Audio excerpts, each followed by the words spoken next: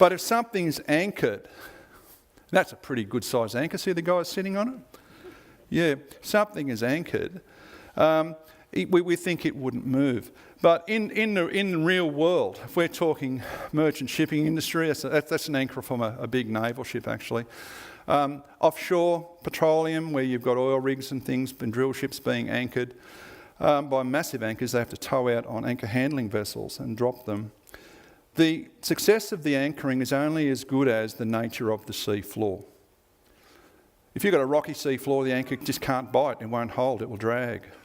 If you've got, sandy sea floor, might be okay. If you've got a muddy sea floor, that's actually quite excellent because the anchor will grip quite well. And that's something we take into account when we do it.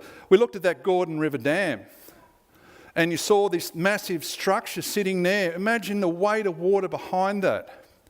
How would it be if the rock that thing was anchored into was friable, crumbly rock?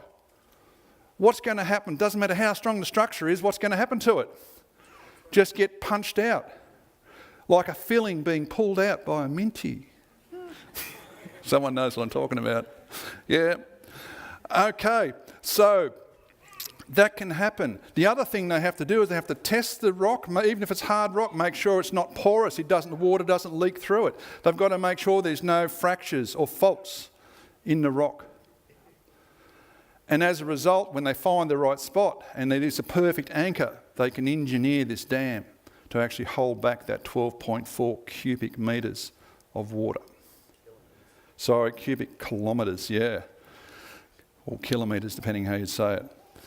Yeah, that is a lot of, a lot of effort to do that. No, but for us, we don't have to worry too much because God is our foundation and we don't have to engineer very much at all.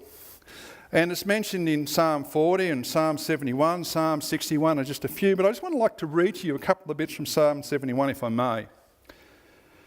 In you, O Lord, do I take refuge. Let me never be put to shame. In your righteousness deliver me and rescue me. Incline your ear to me and save me. Be to me a rock of refuge. Wow. To which I may continually come. So even when we step off that foundation, that anchor point, it says to which I can continually come. You can't blow it, church. We can have a bad day, a bad week, a bad month. We're the ones who walk away from God. When we turn around and come back, He's welcoming us.